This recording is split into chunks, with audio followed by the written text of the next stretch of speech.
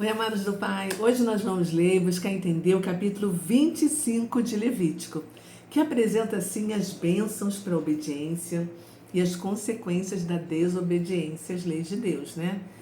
Este capítulo assim enfatiza a importância da fidelidade e o compromisso com os preceitos divinos. Mas para você entender melhor, eu quero assim que você tenha em mente o que foi escrito em dois evangelhos, no de Mateus e no de Lucas, lá no Novo Testamento, que a gente ainda vai ler, contando o que Jesus disse aos seus discípulos, para não se preocuparem, mas para assim confiarem nele, né? É mais ou menos assim. Não se preocupem com a vida, quanto o que vocês vão comer ou quanto o seu corpo, né?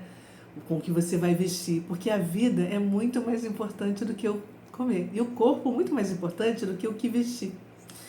Observe os corvos, que eles não plantam, eles não colhem, não têm depósito, porque é Deus quem cuida deles. Olha também para os lírios do campo, que não trabalham, não tecem.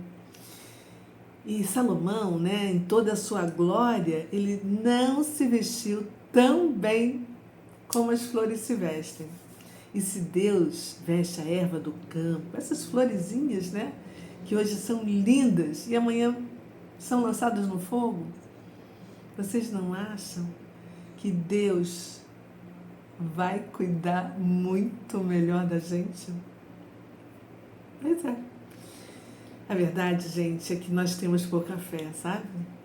E você vai descobrir o tamanho da sua fé neste capítulo e vai se chocar como a sua fé é pequena. Vamos começar a leitura de Levítico 25? Então, bora. Vai ser aqui na minha letra grande, na minha Ferreira Almeida, revisada, atualizada, que eu amo, né, gente? Então, vamos lá. Bom, disse o Senhor a Moisés no Monte Sinai, que pode ser também Monte Horebe, a mesma coisa a gente já sabe, né? Fala aos filhos de Israel e diz-lhes: quando entrares na terra que vos dou, então a terra guardará um sábado ao Senhor. 6 anos semearás o teu campo, e 6 anos podarás a tua vinha, e colherás os seus frutos. Porém, no 7º ano haverá sábado de descanso solene para a terra, um sábado ao Senhor. Não semearás o teu campo, nem podarás a tua vinha. O que nascer de si mesmo, na tua seara não cegarás, e as uvas da tua vinha não podarás, não colherás. Ano de descanso solene será para a terra, mas os frutos da terra em descanso vos serão por alimento. A ti, ao teu servo, à tua serva, ao teu jornaleiro. Quando a gente lê jornaleiro nessa Bíblia aqui, está falando sobre o trabalhador, né, contratado. E ao estrangeiro que peregrina contigo, e ao teu gado e aos animais que estão na tua terra, todo o teu produto será por mantimento. Vamos dar uma paradinha para a gente entender mais um pouquinho aqui, né? Porque é muito longo esse capítulo. Nós vimos que começa assim, delineando, né, recompensas para obedecer à lei de Deus. É assim, isso é um poderoso lembrete entre a relação entre as nossas escolhas e os impactos que elas causam em nossa vida e também na vida da comunidade como um todo, né? Deus mostra a importância da gente guardar o Shabat, ou o ano sabático, ou seja, o povo trabalha 6 anos e dá descanso à terra no 7º ano, tá? Você vai começar a entender a fala de Jesus que eu citei lá no início, sobre os lírios do campo, etc., quando descobri que o temor do Senhor é o princípio da sabedoria. É por isso que a gente está aqui todos os dias lendo cada um desses capítulos de Gênesis e Apocalipse para buscar conhecimento. Esses 5 primeiros livros do Pentateuco são históricos, a gente está só no 3º, e conta a história da criação do mundo, da formação de um povo, né? E como Deus assim se revela a este povo, mostrando o que era bom e o que não era bom para fazer, porque eles iam tomar posse da terra prometida, que foi a promessa que Deus fez a Abraão, a Isaac e a Israel, Jacó. E quando eles chegassem lá, eles já deveriam conhecer o que eles precisavam fazer, entendeu? Então, não basta a gente querer receber as bênçãos, a gente tem que obedecer os mandamentos do Senhor que está nos ensinando o tempo todo aqui na sua palavra. O nosso ciclo de trabalho termina no 6º dia. E o 7º é o dia da plenitude, é o dia da bênção. Deus não estava falando somente para aquela época, não, mas também para o momento atual. Creia nisso.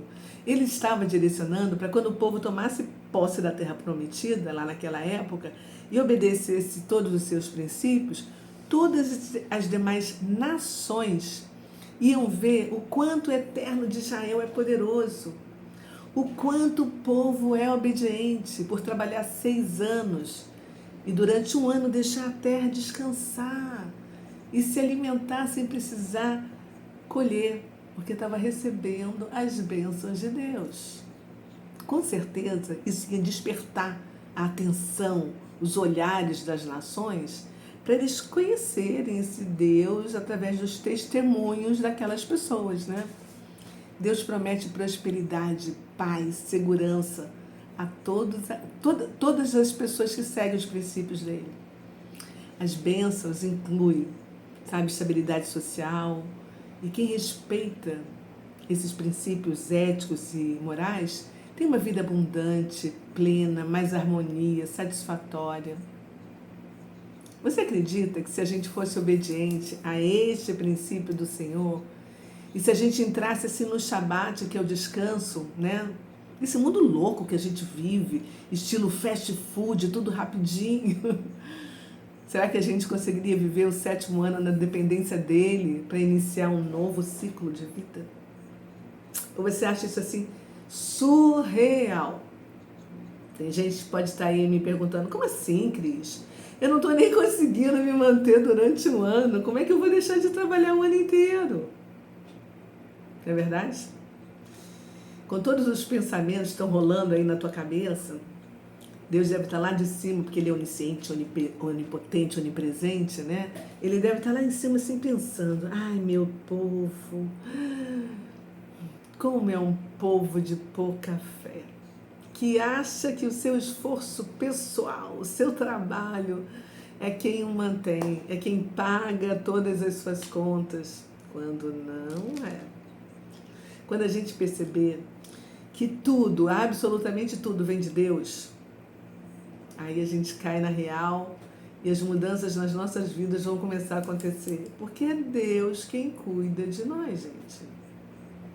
Você consegue imaginar o testemunho que nós teríamos? Seria fantástico, simplesmente maravilhoso, né? Este 7º ano não seria um ano ansioso para a gente deitar na rede, sabe? E ficar olhando para a lua e para o sol sem fazer nada. Mas seria um tempo de reflexão, um tempo de avivamento, um tempo de entendimento, de pausa, para a gente poder viver um ano profético, de compromisso com a palavra do Senhor, para que assim ela fosse verdadeiramente entendida por completo, por todos, e que pudesse atingir também aqueles que ainda não conhecem a Deus.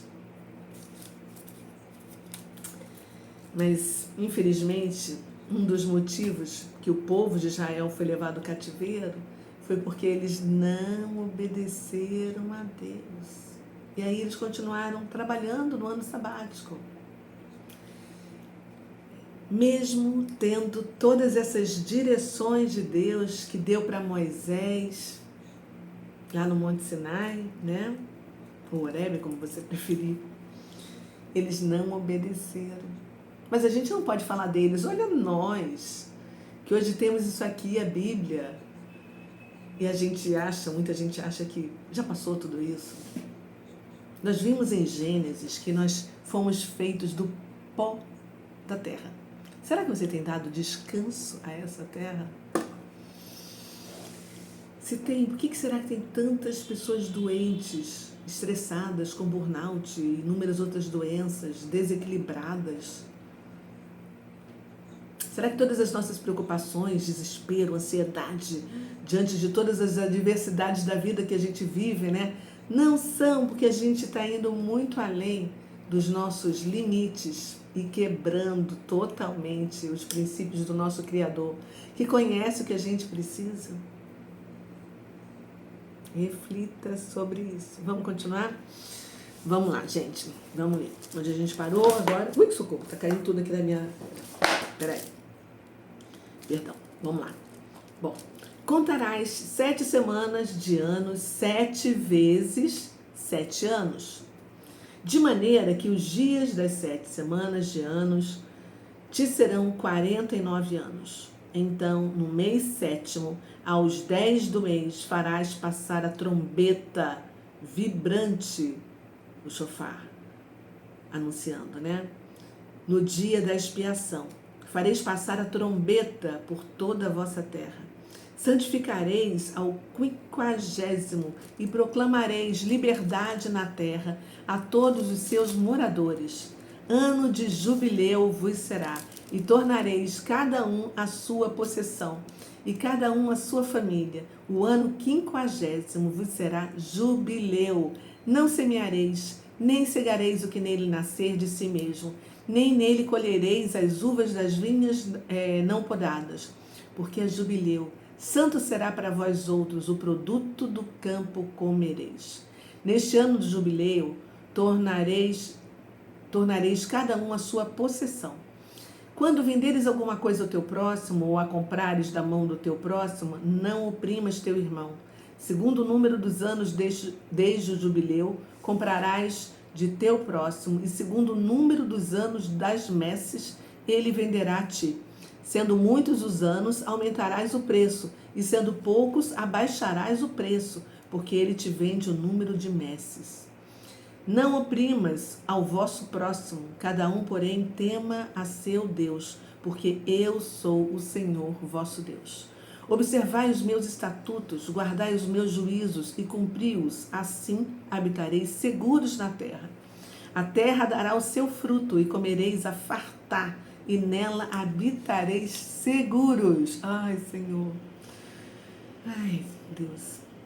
Se disserdes que comeremos no ano 7º, visto que não haveremos de semear nem colher a nossa messe, então eu vos darei a minha bênção no 6º ano, para que dê fruto por 3 anos.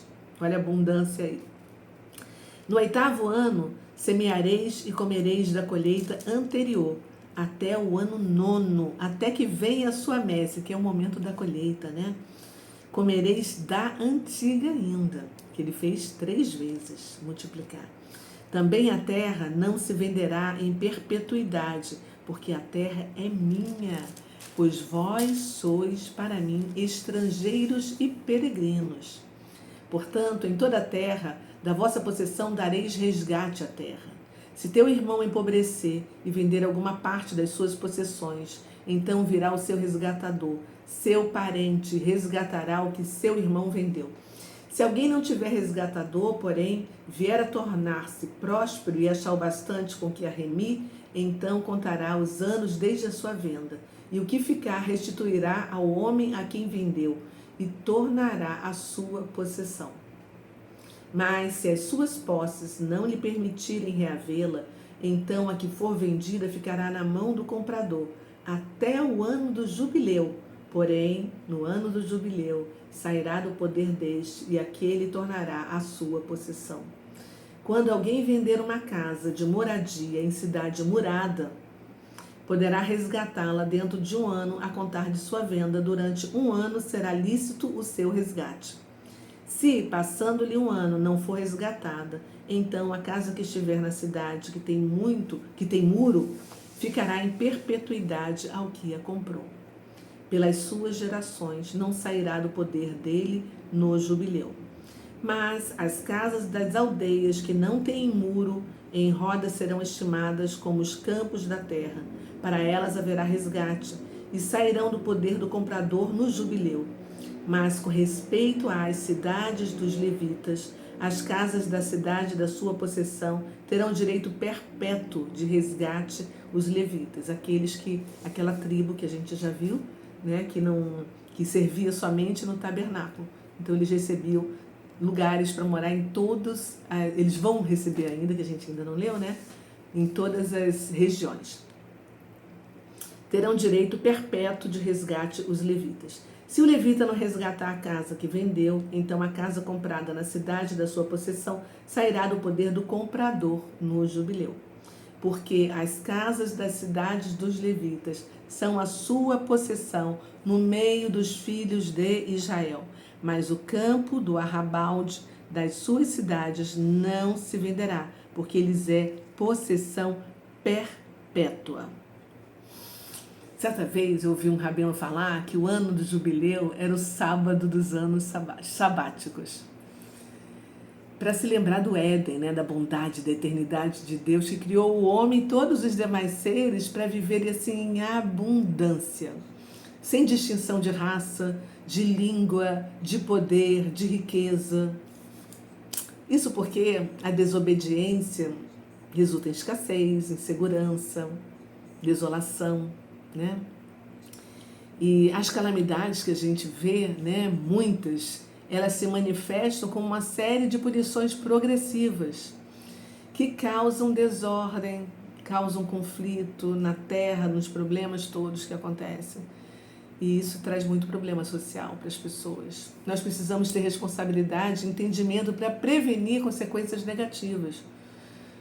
Deus instituiu o ano do jubileu como um ano assim de restauração e de restituição, tanto material quanto espiritual, para promover assim um equilíbrio social. O arrependimento, perdão, ele libera perdão. E quando a gente perdoa o outro, né, algo é liberado assim para nós no mundo espiritual. E por isso a gente se sente assim mais leve, sem aquele peso nas costas. E é tudo isso que Deus quer pra gente, né? Outra coisa interessante que eu observei muito ao ler aqui, né, é assim a importância do número 7. É o número da plenitude, da perfeição que a gente vê na Bíblia, né? Isso a gente já viu em vários outros vídeos anteriores, né? Porque outra coisa que me chamou a atenção também, né?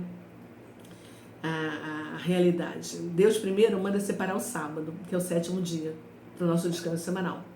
Depois, ele manda a terra, no 7º ano, parar de produzir, para poder viver o ano profético. Parar de produzir não, parar de ser semeada, para viver um ano profético. A gente deveria parar, trabalhar 6 anos e parar no 7º. E agora, nessa parte que a gente leu, ele manda experimentar as bênçãos do jubileu, que se dá a cada 50 anos, que é uma sequência de 7 vezes 7, que dá 49 anos de trabalho, de tudo. E o ano seguinte é o ano da parada, que é o ano do jubileu. Se a gente obedecer esses princípios da parada do ano, dos 7 anos, tudo que a gente perdeu no jubileu será restituído. E neste ano do jubileu se diminui a desigualdade econômica para equilibrar a economia, sem tirar a meritocracia, tá? Porque é bem diferente, porque você dá oportunidade, abaixa os preços para que os pobres que sempre existiram no meio de nós e sempre existirão, que eles pudessem ter suas dívidas perdoadas, para que não tivesse ter extremo de riqueza e de pobreza, onde o rico sempre fica mais rico e o pobre sempre fica mais pobre. No ano do jubileu, teria um diferencial aí nessa frase, nessa expressão. Os ricos se tornam menos ricos e os pobres menos pobres. Entendeu a diferença? O que é bem diferente do socialismo, tá, gente? Porque no socialismo não existe meritocracia e todos são nivelados por baixo. Só os que estão no poder e os seus amiguinhos podem tudo. O resto, nada. Então, com isso, Deus está falando pra gente. Fiquem atentos e sigam pelo caminho reto que nos levará de volta para casa. Porque há um reino eterno, esperança por mim, esperando por você. Né? E o jubileu é um ano de prosperidade, de abundância, em meio a tantos tempos difíceis, porque é sempre um convite ao arrependimento e a possibilidade de restauração, né? Deus promete celebrar a aliança dele com quem volta pelo caminho certo, entendeu? Isso é muito importante.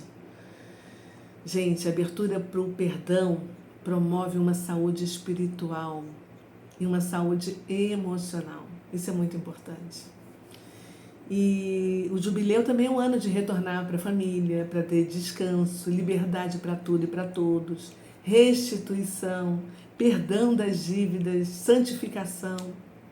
Olha quanta coisa legal, né? Então, não é para a gente fazer isso debaixo do peso da lei. Isso aí é da época da lei. É para a gente fazer isso debaixo da cobertura da graça. E entender que este ciclo exige muito mais fé e obediência do que qualquer outra coisa. É simples. Só falta a gente fazer, né? Vamos continuar a leitura? Então vamos lá. Deixa eu ver onde é que eu parei para não me perder aqui. Bom, o ano do jubileu já foi, agora vamos lá. Se teu irmão empobrecer e as suas forças decaírem, então sustenta-lo-ás. Como estrangeiro e peregrino, ele viverá contigo. Não receberás dele juros nem ganho. Teme, porém, ao teu Deus, para que teu irmão viva contigo. Não lhe darás teu dinheiro com juros, nem lhe darás o teu mantimento por causa do lucro. Eu sou o Senhor vosso Deus. Eu vos tirei da terra do Egito para vos dar a terra de Canaã, a terra prometida, e para ser o vosso Deus, o Eterno de Israel. Né? Então, gente, ele está dizendo aqui que a caridade deve ser feita com inteligência, com delicadeza. É isso que a gente pode. A gente não pode deixar esperar o irmão empobrecer para dar esmola para ele, sabe? Mas para ajudá-lo no momento que ele está ali precisando da gente, para sustentá-lo. Vamos continuar. Também se teu irmão empobrecer, estando ele contigo e vender-se a ti, não farás servir como escravo, como jornaleiro. Lembra, de jornaleiro é trabalhador, né? Contratado. E peregrino estará contigo, até o ano do jubileu te servirá. Então sairá de tua casa, ele e seus filhos com ele, e tornará a sua família e a possessão de seus pais, porque são meus servos, que tirei da terra do Egito. Não serão vendidos como escravos. Não se assenhorearás dele com tirania. Teme, porém, ao teu Deus. Quanto aos escravos ou escravas que tiverdes, virão das nações ao vosso derredor. Delas comprareis escravos e escravas. A Torá permitia naquela época, né, ter escravos. Também os comprareis dos filhos dos forasteiros, que peregrinam entre vós, deles e das suas famílias que tiverem convosco, que nasceram na vossa terra, e vos serão por possessão. Deixá-lo-eis por herança para vossos filhos depois de vós, para os haverem como possessão. Perpetuamente os fareis servir, mas sobre vossos irmãos, os filhos de Israel, não vos fareis com tirania uns sobre os outros.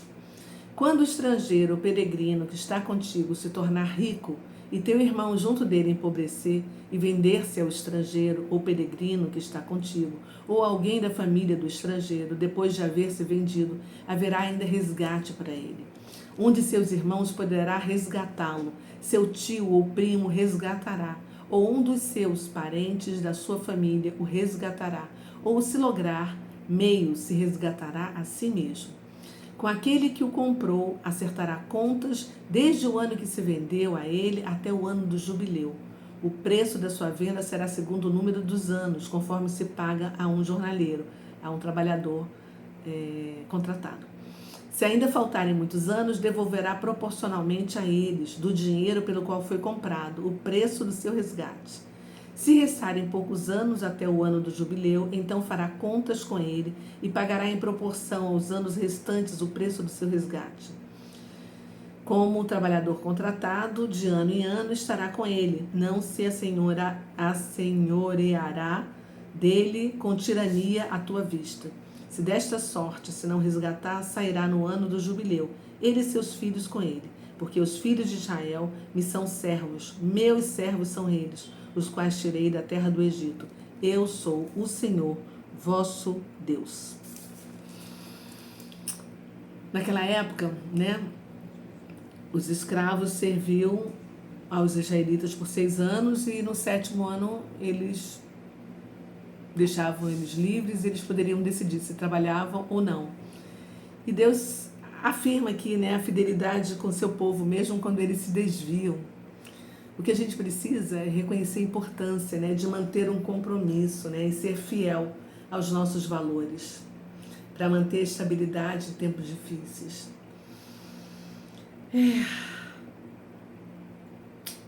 O capítulo 26 de Levítico nos ensinou sobre a relação intrínseca entre a obediência e bênçãos, a desobediência e suas repercussões, né? E a constante possibilidade de redenção.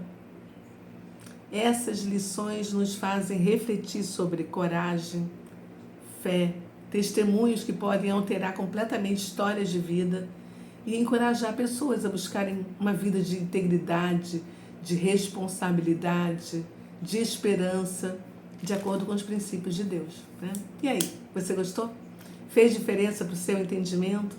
Então deixa o seu like para me ajudar a divulgar o canal e compartilhar. Compartilhe você também com quem você ama. Vamos orar? Obrigada, Senhor, por todos os seus ensinamentos, por todos os seus princípios, Pai, por sua sabedoria, pelo seu cuidado conosco e, acima de tudo, por sua paciência. Ai, Pai, o Senhor deve estar olhando aí de cima e se perguntando, né?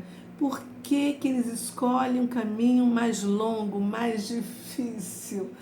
Uma vez que eu já entreguei o GPS, eles têm um mapa da prosperidade, do viver em plenitude, da alegria, da abundância. Pois é, Pai.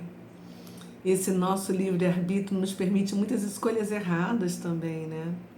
Mas graças à Tua misericórdia, nós continuamos aqui sem ser consumidos. Obrigada, Deus. Nós oramos em nome de Jesus. Amém e amém. É isso aí, gente. Um beijo no seu coração. Desculpa esse tempo todo, mas é um capítulo que requer muita informação. E ele é grande também, né? E até amanhã. Amanhã tem mais. Amanhã nós vamos para o capítulo 26, que vai falar sobre admoestação contra a idolatria, bênçãos, etc, etc. Tá bom? Tchau.